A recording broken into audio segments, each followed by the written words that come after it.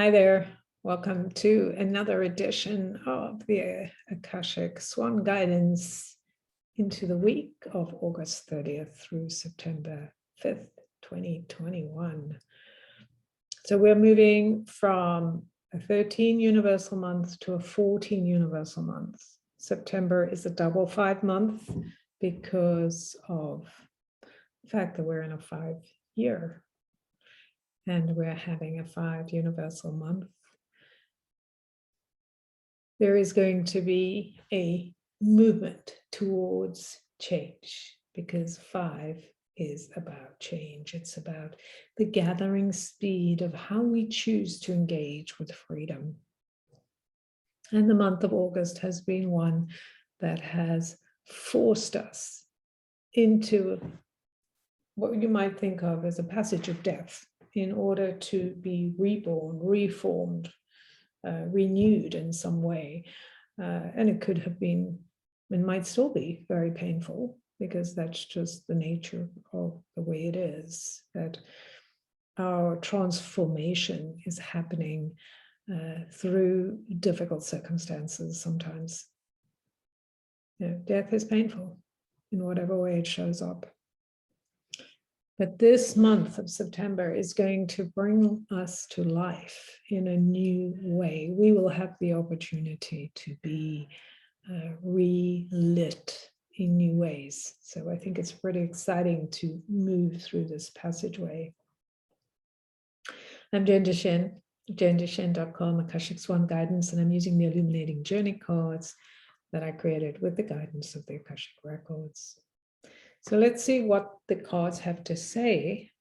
So the first one is the 3, a number, a level. Whenever we get a number or a level, it's very clear that there's no ambiguity about numbers because they are connected to a very old part of us. We connect to numbers because it's the oldest way for the universe to connect with us, to talk to us.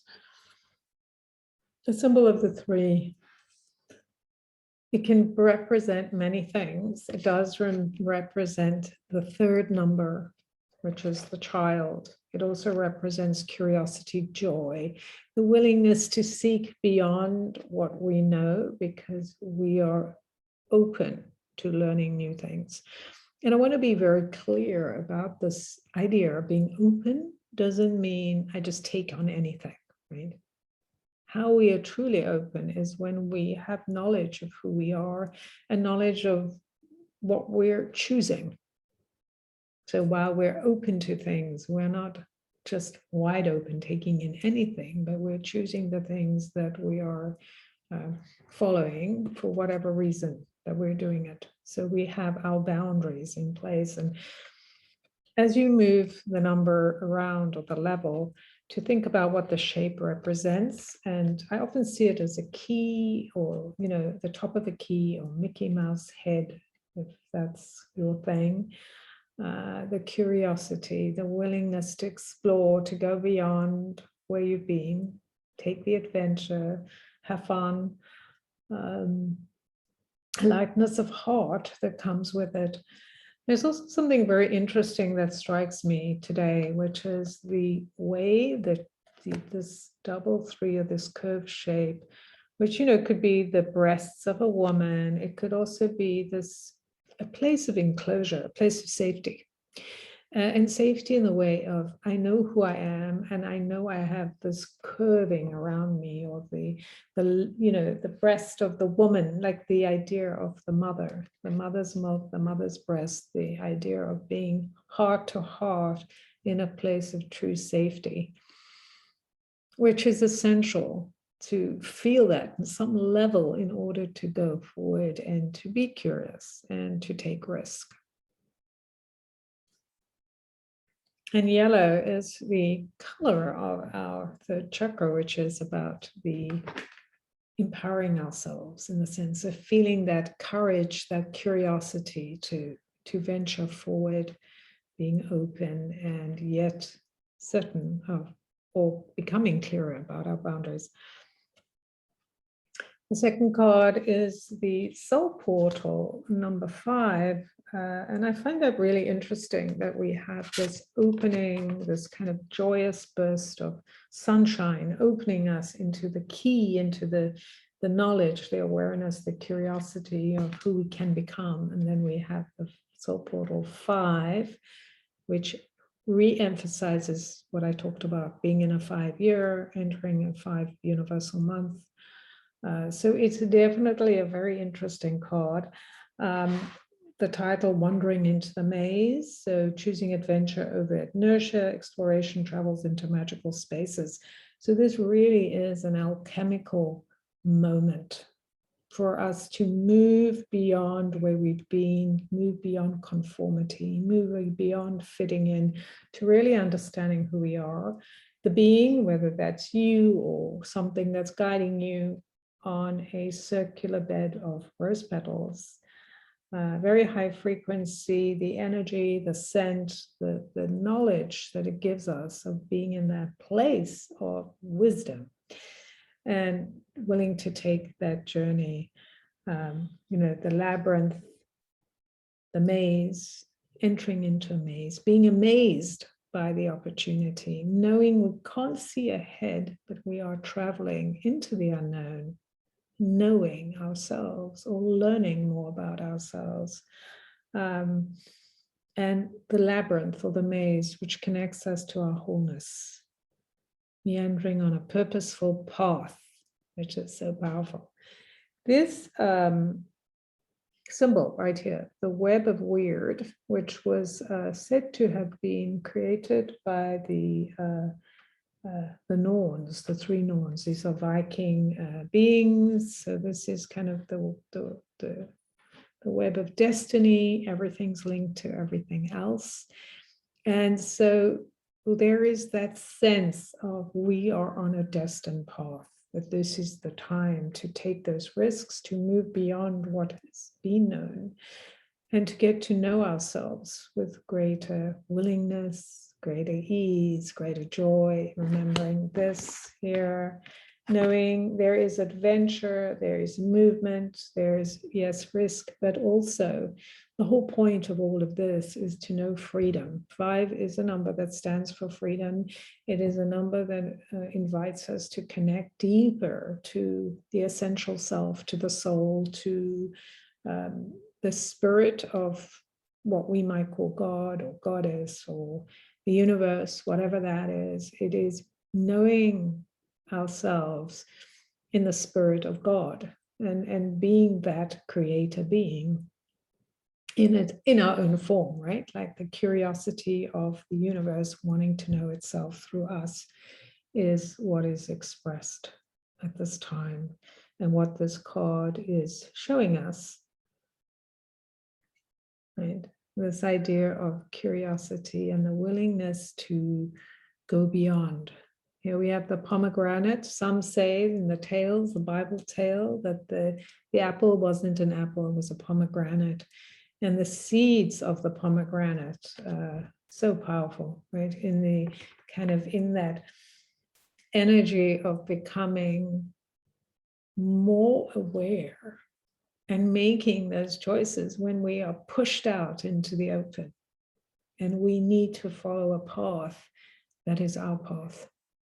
And this is truly what this time is about. So I think this is very interesting that this card is showing up right now, because we are being pushed to developing our curiosity, developing our sense of self, so that we can truly feel what it feels like to be free. It doesn't mean we don't have issues, that there aren't things to deal with. Like, this idea that we're going to hit nirvana and everything's just going to be lovely and we never have to make a decision, or there'll never be a crossword. That's not happening, right? But what is happening is that we have to do the work on ourselves to reach that place of going, here is something I have to deal with. I need to be curious. I need to remember my boundaries. I need to remember who I am. I'm not conforming to someone else. This time, the continuum we're dealing with is the continuum between autonomy and autocracy.